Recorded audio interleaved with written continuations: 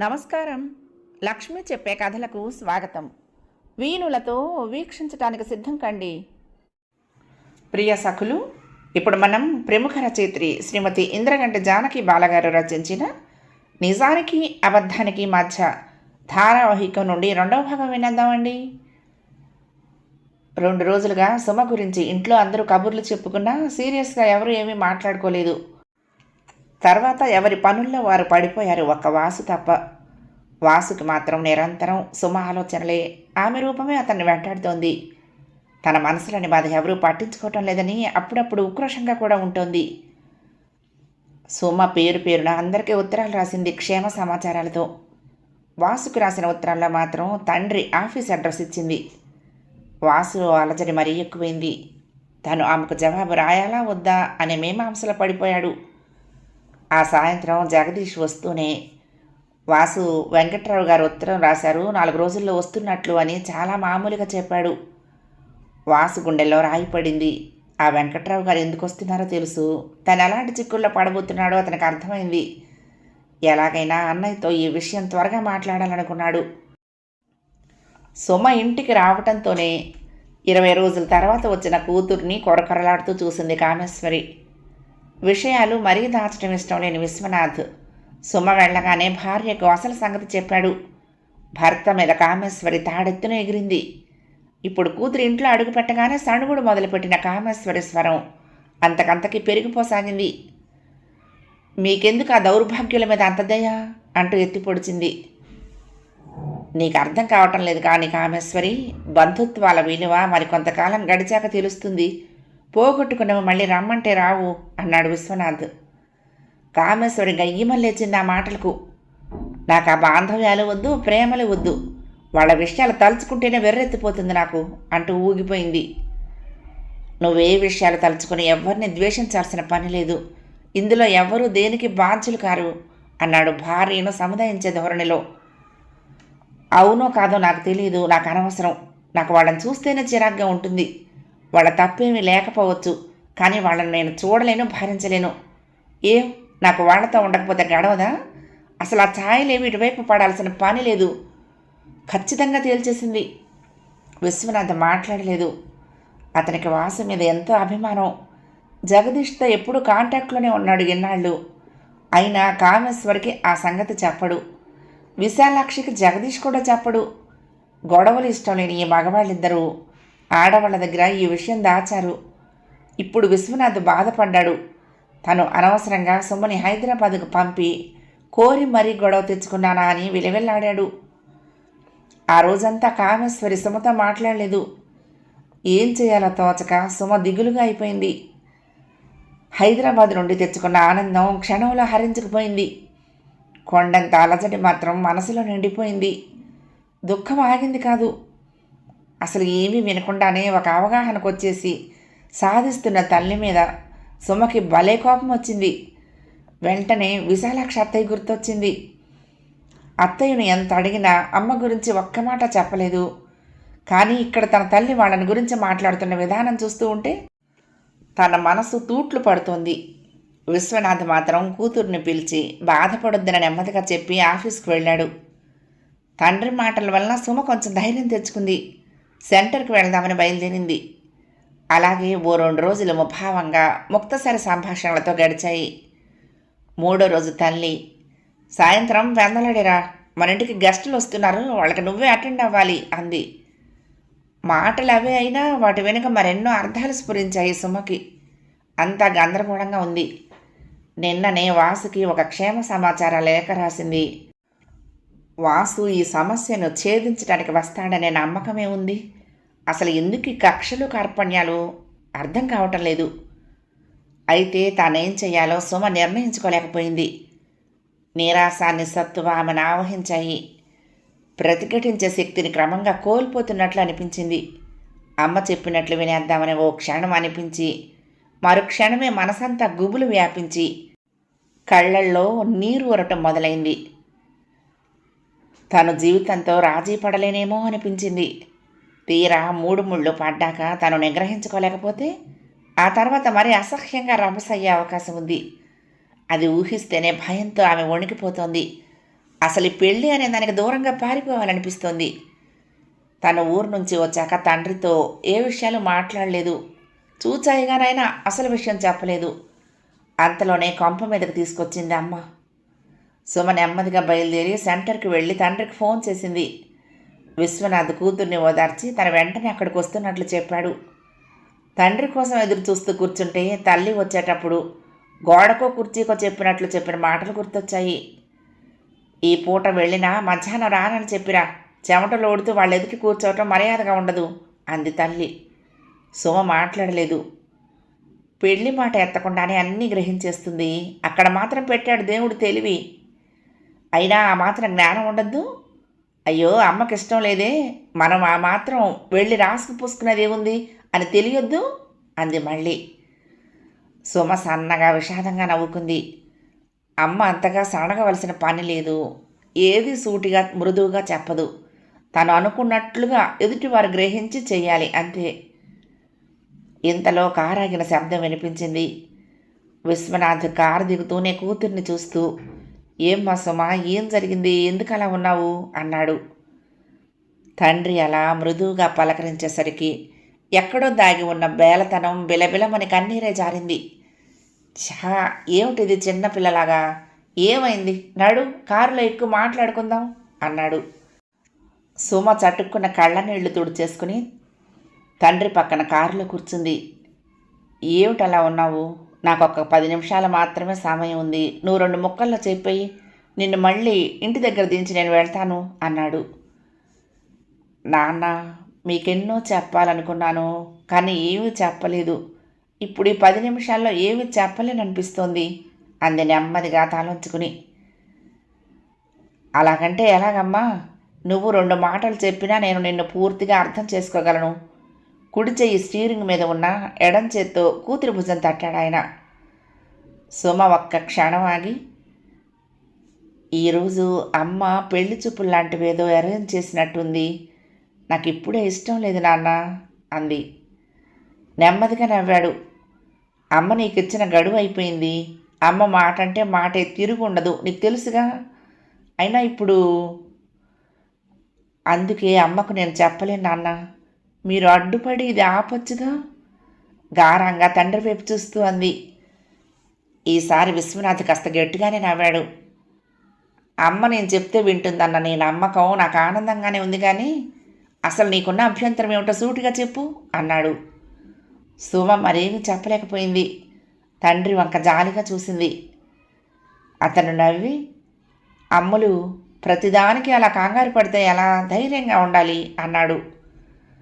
సుమ బాల రోషంగా తలెత్తి తండ్రి వైపు చూసింది. మరేం పర్వాలేదు, నువ్వు మధ్యాహ్నం ఇంటికి వెళ్ళు, మీ అమ్మ చెప్పినట్లు చెయ్యి అన్నాడు. తప్పదంటారా నాన్న? అందులో ఏముందమ్మా, మన ఇంటికి గెస్టులు వచ్చినట్లు వాళ్ళకు మర్యాదలు చెయ్యి అంతే. సుమ్మబాల తండ్రి నుంచి తెలియకుండానే భరోసా చిక్కించుకుంది. హుషారు వచ్చింది. తనకు అయిష్టమైన విషయం వస్తే తండ్రి తప్పకుండా తన వైపే నిలుస్తాడనే నమ్మకం కుదిరింది. మధ్యాహ్నం ఇంటికి వచ్చేసింది. వస్తూ వస్తూ అనుకుంది, తన ముభావంగా ఉండకుండా తానే మాట్లాడుతూ తల్లితో కలిసిపోతే గొడవ ఎక్కువ ఉండదు అని. భోజనం చేసి డ్రాయింగ్ రూమ్లో సోఫాలు, టెలిఫోను అన్నీ శుభ్రంగా తుడిచింది. అన్నీ ఎక్కడొక్కడ ఉండేలా సర్దింది. 3 గంటలకి వంటింట్లో తల్లి చేస్తున్న పనిలోకి సహాయంగా వెళ్ళింది. కామేశ్వరి కొంచెం ఆశ్చర్యపోయింది. కూతురు ఆ మాత్రం హుషారుగా కనిపించగానే ఆమెకు అందలం ఎక్కినంత ఆనందం కలిగింది. ఎందుకమ్మా ఇవన్నీ పెట్టుకున్నావు? బజార్ నుండి తెప్పించిన sweets, hot, ice cream, cool drinks సిద్ధం చేస్తే హాయిగా ఉండేది కదమ్మా అంది తల్లితో. ఈసారి కామేశ్వరి మరింతగా ఆశ్చర్యపోయింది. కాసేపు సుమ అవి ఇవి సర్దింది. కామేశ్వరి కూతుర్ని నెమ్మదిగా మందలిస్తూ, నువ్వు వెళ్ళి విశ్రాంతిగా కూర్చో, మరీ అలసిపోతే మొహం పీక్కుపోయి నీరసంగా కనిపిస్తావు అంది.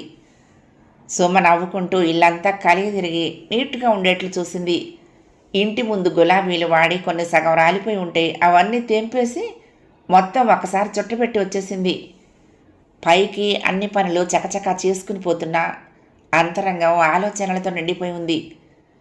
ఒక ప్రాణి పుట్టాక బాల్యం, చదువు, సంధ్య, పెళ్ళి, డబ్బు, అంతస్తు, హోదా ఇవన్నీ చుట్టుపక్కల వారి మీద ఆధారపడి ఉంటాయి. వాటి వల్ల ఆ వ్యక్తికి కలిగే ఆనందమో దుఃఖమో, కీర్తో కీడో ఏదైనా చుట్టుపక్కల వారికి ఆనందం దుఃఖం కలిగిస్తుంది. అవమానము కలిగించి అపకీర్తి చుట్టబెట్టనవచ్చు. నేను నా ఇష్టం అంటూ స్వార్థంతో వ్యవహరించే వారి వల్ల వారికి సంబంధించిన వారంతా ఎంతో కొంత బాధపడాల్సి వస్తుంది. ఇప్పుడు తనిష్టం అని వాసుమామని పెళ్లి చేసుకుంటానంటే అమ్మ బాధపడుతుంది, తనతో అనుబంధం తెంచేసుకుంటుంది. మా ఇద్దరి మధ్య నాన్నగారు నలిగిపోతారు. నాన్నగారికి తనంటే ఎంతో ఇష్టం. అమ్మకు తనంటే ఇష్టం లేదని తనేలా అనుకుంటుంది. కానీ అమ్మకు పంతం ఎక్కువ. ఎదుటివారు ఎవరైనా సరే తను చెప్పినట్లే వినాలి, చేయాలి. అలా అయితేనే అమ్మ ఎంతో సంతోషిస్తుంది, ప్రేమిస్తుంది.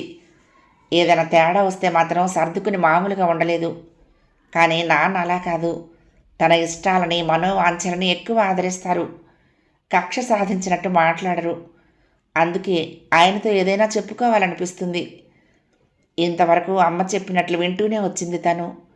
తన బట్టలన్నీ అమ్మకు నచ్చిన రంగులే, తన నగలన్నీ అమ్మకి ఇష్టమైన డిజైన్లే. తను చిన్నప్పటి నుంచి నోట్ బుక్ మీద అట్ట కూడా ఏది వేసుకోవాలో అమ్మే శాసించేది, తను శిరస వహించేది. కానీ ఇప్పుడు అది తన పెళ్లి విషయం అయిపోయింది. ఒక నెలలాళ్ల క్రితమైతే తనకంటూ పెళ్లి విషయంలో ప్రత్యేకమైన ఇష్టాలు, అభిప్రాయాలు లేవు. అమ్మ అన్నీ ఆలోచించి చేసిన సంబంధానికి తను మారు పలకకుండా తల వంచి తాళి కట్టించుకునేదే. అప్పట్లో అయితే అమ్మా నాన్నల కంటే తన సుఖం గురించి ఎక్కువ ఎవరు ఆలోచిస్తారు అనే భావం తనను నడిపించేది. కానీ తను హైదరాబాద్ వెళ్ళటం, వాసుతో పరిచయం తన ఆలోచన విధానంలో ఎంతో మార్పును తెచ్చిపెట్టింది. మనసులో అలజడి రేపెట్టింది, మనస్తాపాన్ని కలిగించింది. తను పైకి ఎంత గంభీరంగా, ఎంత మామూలుగా ఉందామనుకున్నా లోపల అంతరంగం ఒక కల్లోలిత మహాసముద్రం లాగానే ఉంది.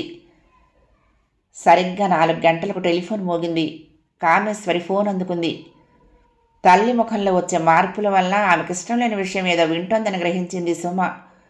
ఏమై ఉంటుందా అని ఆశ్చర్యపోయింది. కామేశ్వరి నెమ్మదిగా ఫోన్ క్రెడిల్ మీద పెట్టి అక్కడే సోఫాలో ఉస్సురంటూ కూలబడింది. ఎంత దాచినా దాగన నిరుత్సాహం ఆమె మొహంలో కొట్టొచ్చినట్టు కనిపిస్తోంది. సుమకి కాస్త భయం వేసింది. తల్లిని పలకరించాలంటేనే బెరుగ్గా అనిపించింది. అయినా నెమ్మదిగా దగ్గరికి వెళ్ళి, ఎక్కడి నుంచమ్మా ఫోను అంది. కామేశ్వరి నిశితంగా, కించిత్ అనుమానంగా చూసింది కూతురి వంక. ఏమీ మాట్లాడలేదు. సుమ మరికొంచెం ధైర్యం పుంజుకుని, ఎక్కడి నుంచంటే మాట్లాడమేమిటమ్మా అంది. ఇంకెవరు? మీ నాన్నగారు. ఏమిటట? ఏమీ లేదు, మనం వస్తారనుకుంటున్న అతిథులు ఇవాళ రావటం లేదుట అంది.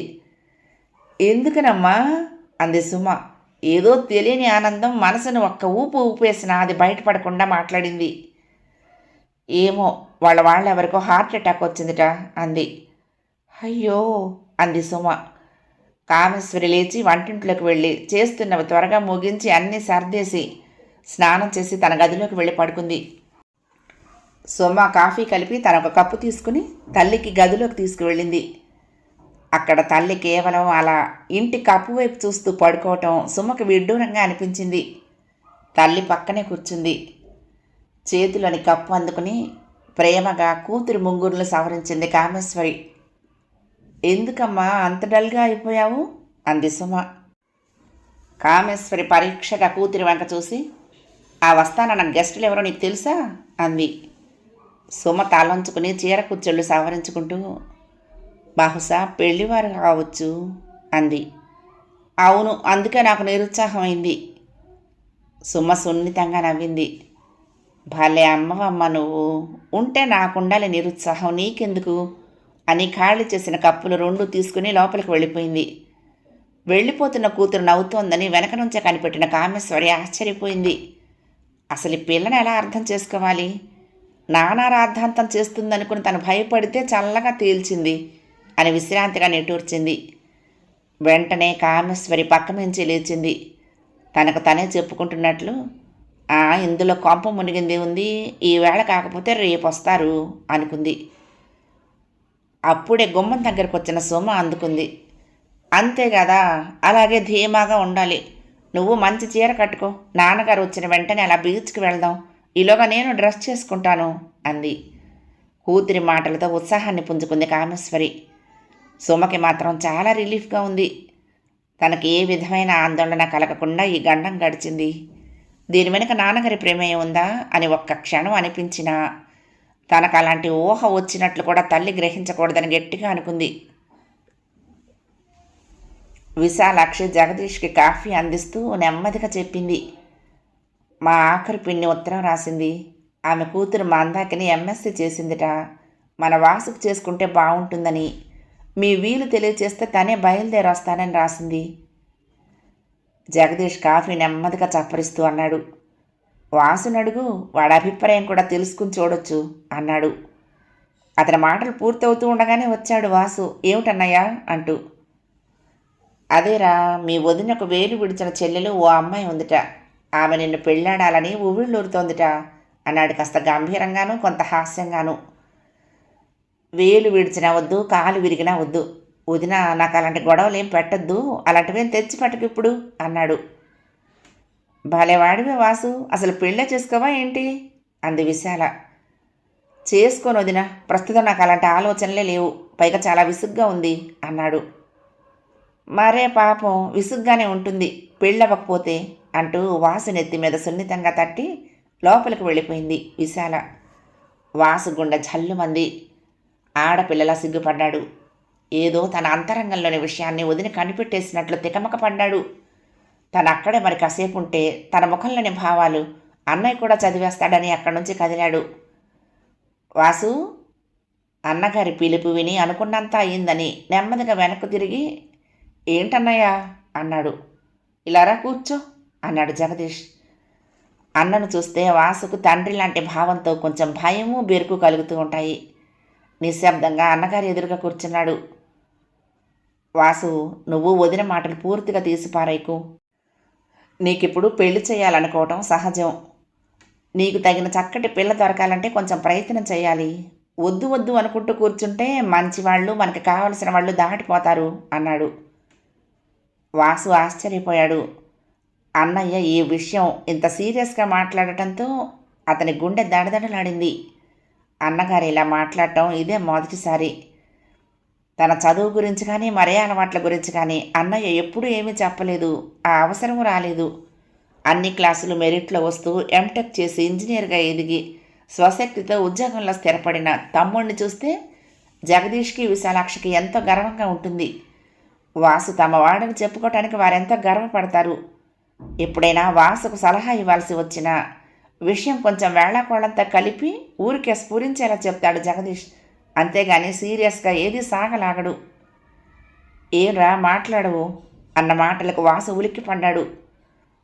అన్నకు తన మనసులోని మసకమసగ్గా ఉన్న భావాలు చెప్పాలంటే బెరుగ్గానూ ఉంది, చెప్పకుండా దాచుకోవాలంటే గుబులుగానూ ఉంది. అలాగే కానీ అన్నయ్య, నీతో కొంచెం మాట్లాడాలి అన్నాడు ధైర్యంగా. జగదీష్ పేపర్లో నుంచి తల తిప్పి, సరే వెళ్ళి స్నానం చేసిరా, అలా బయటికి వెళ్దాం అన్నాడు.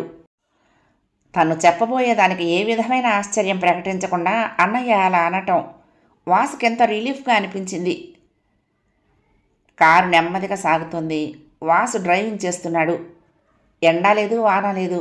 వాతావరణం చల్లగా కాస్తంత మబ్బుగా ఉంది. జగదీష్ విశ్రాంతిగా జారగిలబడి కూర్చుని ఊరకంటితో తమ్ముడిని చూస్తున్నాడు. వాసు దీక్షగా కారు నడుపుతున్నా మనసులో ఆలోచిస్తున్నాడు ఎలా మొదలు పెట్టాలా అని.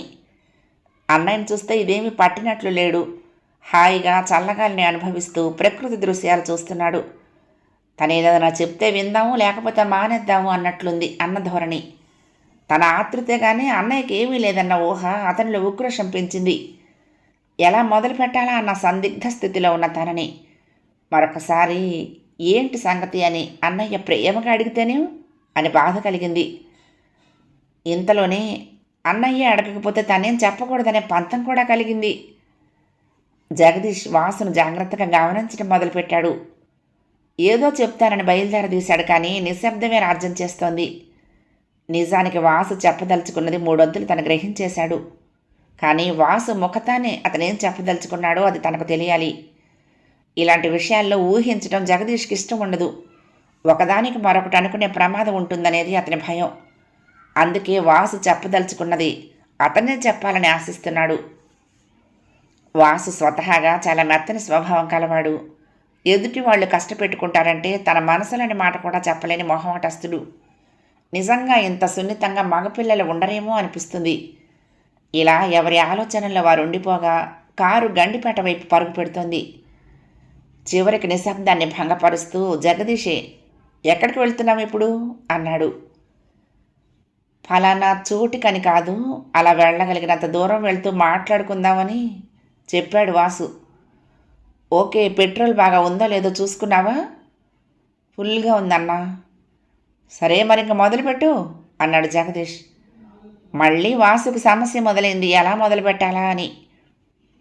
ఇంత నాన్చుడైతే ఎలారా అన్నాడు జగదీష్ చిన్నగా నవ్వుతూ. ఆ మాటకి వాసు చిన్నపుచ్చుకున్నాడు, సిగ్గుపడ్డాడు. అది కాదన్నయ్య, చెప్తాను, నాకు కొంచెం టైం ఇవ్వు, నన్ను తొందర పెట్టకు అన్నాడు గంభీరంగా. ఇప్పటికే బోలెడు టైం ఇచ్చాను. గలగలా నవ్వాడు జగదీష్. వాసు చేసేది లేక తను నవ్వాడు. వెంటనే చెప్పాలని మొదలు పెట్టబోయి ఆగాడు.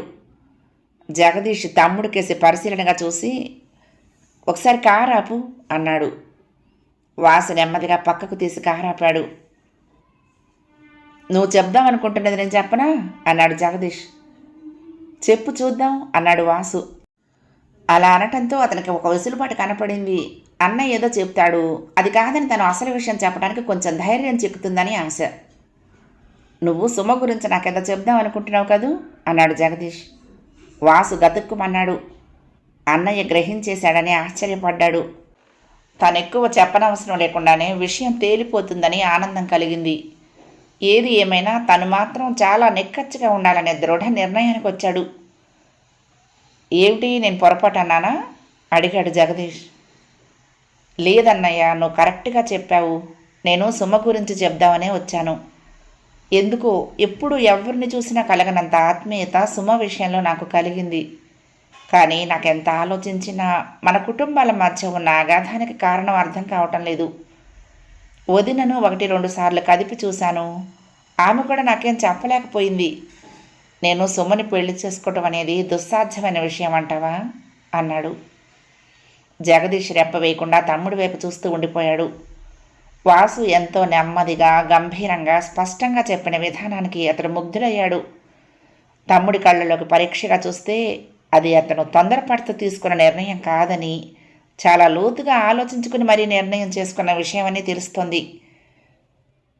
ఒరే వాసు, నువ్వు నాకు తమ్ముడివైనా నాకు నిన్ను చూస్తే పుత్రవాత్సల్యం కలుగుతుంది.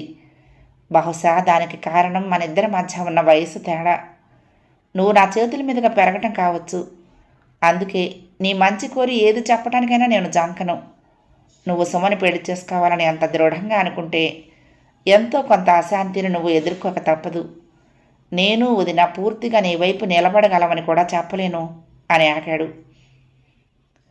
అయితే తమ్ముడు, పరోక్షంగా నా సహాయ సహకారాలు ఎప్పుడు నీకుంటాయి అని ముగించాడు. అదేంటన్నయ్య చటుక్కుని అడిగాడు వాసు. అలా అంటారెందుకు నాన్నగారు అంది సుమ తండ్రి వైపు పరిశీలనగా చూస్తూ. నువ్వు అలా సూటిగా ప్రశ్నిస్తే చెప్పటం కష్టమే. అయినా నేను నీ నుంచి ఏమి దాచాలని, నిన్ను బాధ పెట్టాలని అనుకోవటం లేదమ్మా. మీ అమ్మ ఆలోచన విధానం చాలా చిత్రమైంది. అది సరైన విధానం కాదని నాకు తెలిసినా నేను ఆమెను అణుమాత్రం మార్చలేకపోయాను. ఒక విధంగా చెప్పాలంటే మీ అమ్మ ఎంత మొండిగా ఉన్నా నేను ఆమెను బాధించడం ఇష్టం లేక సర్దుకుపోతూ ఉంటాను. నిజానికి ఆమెను వ్యతిరేకించాల్సినంత అవసరం కూడా నాకు కలగలేదు. ఎందుకంటే అది నా ఇంట్లో సమస్య కాకపోవటమే. మీ అమ్మ అభిప్రాయాలు ఆమెవిలే అని కొట్టి పారేశాను. ఇప్పుడు ఈ విషయం ఇలాంటి మలుపు తిరుగుతుందని నేను ఎప్పుడూ ఊహించలేదు. మరి ఇప్పుడు సమయం వచ్చినప్పుడు చెప్పక తప్పదు కదా అంటూ సుదీర్ఘంగా ఊపిరి పీల్చుకున్నాడు విశ్వనాథ్. సోమ అసహనంగా కదిలింది. తండ్రి 2 ముక్కల్లో విషయం చెప్పేస్తే పోతుంది, దీనికి ఇంత ఉపోద్ఘాతం ఏమిటబ్బా అనిపించింది ఆమెకు. అంతలో ఫోన్ మోగింది. జగదీష్ మాట్లాడుతున్నాడు. వాసు విశాలాక్షులతో తను ఇప్పుడే హైదరాబాద్ నుండి వచ్చానని, పలానా హోటల్లో దిగుతున్నాం రమ్మని చెప్పాడు. సుమను తీసుకుని విశ్వనాథ్ వాళ్ళని కలుసుకున్నాడు. వాసు సుమల కోరిక మేరకు విశాలాక్షి గతాన్ని వినిపించింది. మేళతాళాలతో కొడుకు కోడలు గుమ్మంలోకి వచ్చి నిలబడగానే సుశీల హడావుడిగా హారతి పళ్ళెము ఎర్రనీళ్లు పట్టుకొచ్చింది.